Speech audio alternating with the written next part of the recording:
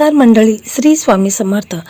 तर येत्या 25 जुलै रोजी म्हणजे शनिवारी आलेली हे आषाढी एकादशी, जिला आपण देवशनी एकादशी किंवा महा एकादशी असे देखील म्हणतो. हिंदू धर्मात अत्यंत पवित्र आणि महत्त्वाची ही एकादशी मानली जाते आणि म्हणून या दिवशी आपण आपल्या मुलांच्या लग्नात जे काही विघ्न येत आहेत, लग्नात काही ना काही प्रॉब्लेम अडचणी ह्या नेहमी येत असतात, तर अशावेळी आपल्याला एक साधा सोपा परंतु अत्यंत प्रभावी उपाय करायचा आहे. कारण हा दिवस खूप असा पवित्र आहे आणि या पवित्र दिवशी जर आपण काही सेवा, काही उपाय केले तर त्याचं 100 पट फळ आपल्याला प्राप्त होत असतं. आणि म्हणूनच आपल्याला एक सुपारी या ठिकाणी ठेवायची आहे. यामुळे मुलांच्या कुंडलीमध्ये कितीही भयंकर दोष असतील तर ते दूर होऊन मुलांचं लग्न हे लवकरात लवकर ठरेल. पूर्वी आपण आषाढी एकादशीचे थोडक्यात महत्त्व देखील जाणून घेऊ.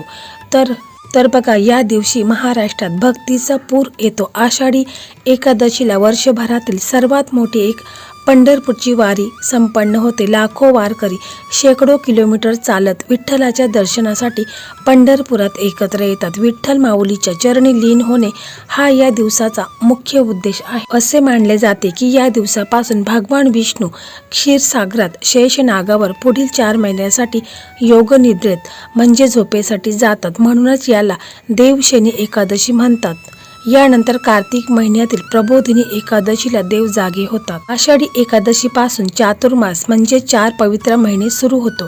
या 4 महिन्यात व्रत, वैकल्य, उपवास, दानधर्म आणि साधना करण्याला विशेष महत्त्व असतं. या काळात सात्विक जेवण जगण्यावर भर दिला जातो. दिवशी वारकरी आणि भाविक कडक उपवास व्रत करतात. एकादशी व्रत केल्याने मनाची शुद्धी होते, पाप नष्ट होतात आणि घरात सुख समृद्धी येते. आणि अशा दाढ श्रद्धा आहे. या दिवशी विष्णू सहस्रनाम किंवा विठ्ठलाच्या नामाचा जप करणे अत्यंत फलदायी मानले जाते. तर मंडळी, अशा या पवित्र दिवशी आपण आपल्या मुलांच्या लग्नासाठी काही उपाय, काही सेवा केल्या तर त्याचं 100 पट फळ आपल्याला प्राप्त होऊन मुलांचं लग्न देखील लवकरात लवकर ठरेल. म्हणजे 11 दिवसामध्ये मुलांच्या कुंडलीत लग्नाचे योग निर्माण होऊन 1 महिन्यामध्येच मुलांचं लग्न ठरेल. मंडळी, या उपायासाठी आपल्याला काय काय साहित्य लागणार आहे ते देखील आपण थोडक्यात जाणून घेऊ. तर आपल्याला एक सुपारी लागणार आहे, साबूत सुपारी.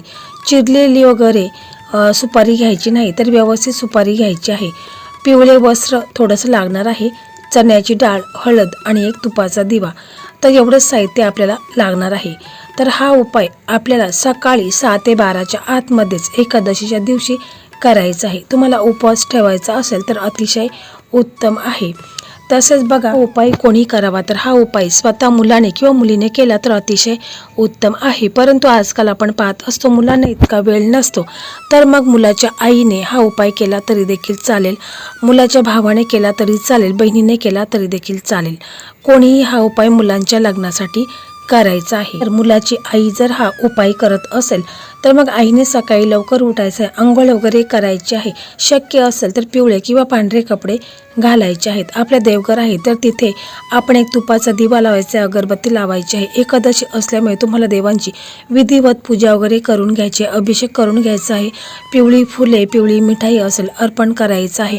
तुळशी पत्र असेल तर ते तुम्हाला बालकृष्णांच्या मूर्तीसमोर ठेवायचं आहे किंवा जर श्रीहरी विष्णूंची श्रीकृष्णाची मूर्ती असेल तरी देखील तुम्हाला तुळशीचं पान हे तिथे ठेवायचं आहे.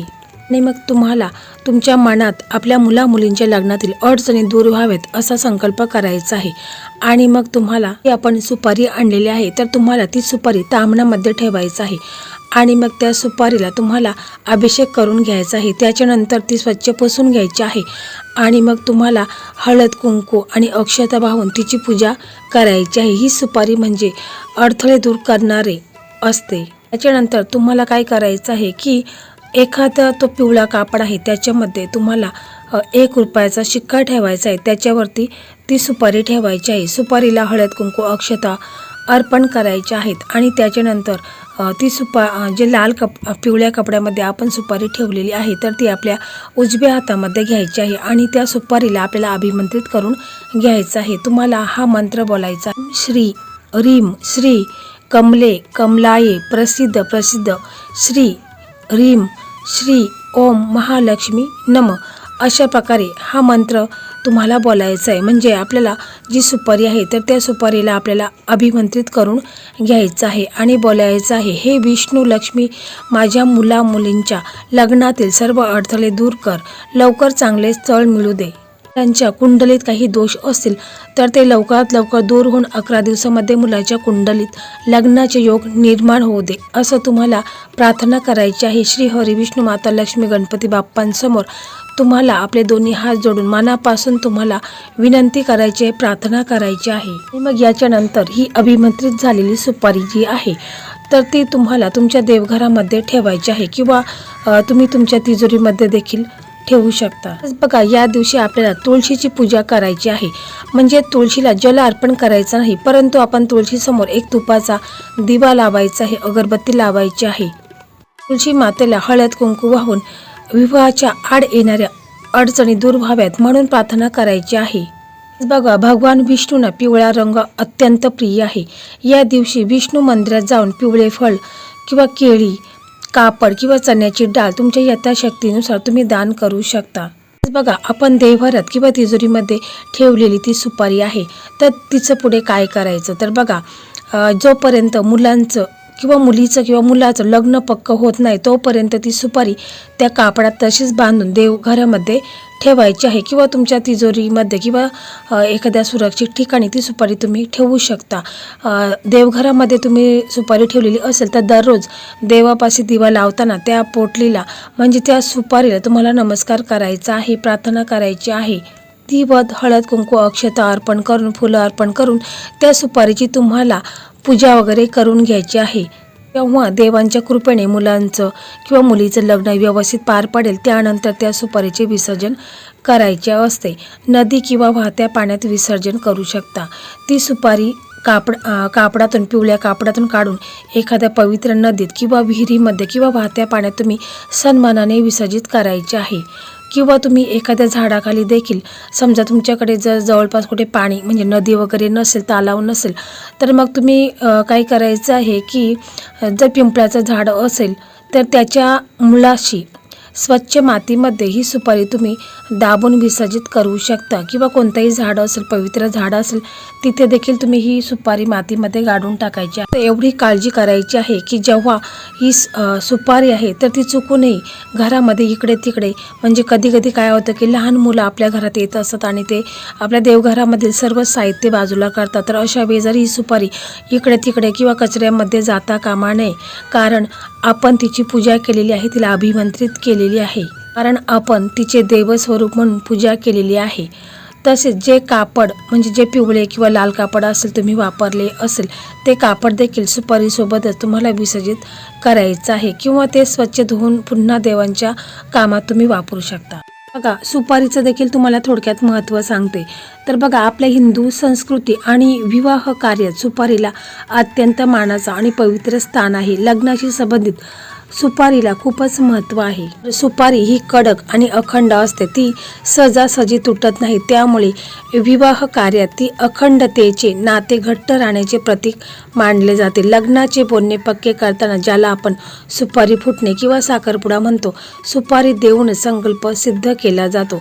लग्नाच्या जुन्या परंपरेनुसार जेव्हा दोन कुटुंब विवाह संबंध नक्की करतात तेव्हा एकमेकांना सुपारी दिली जाते.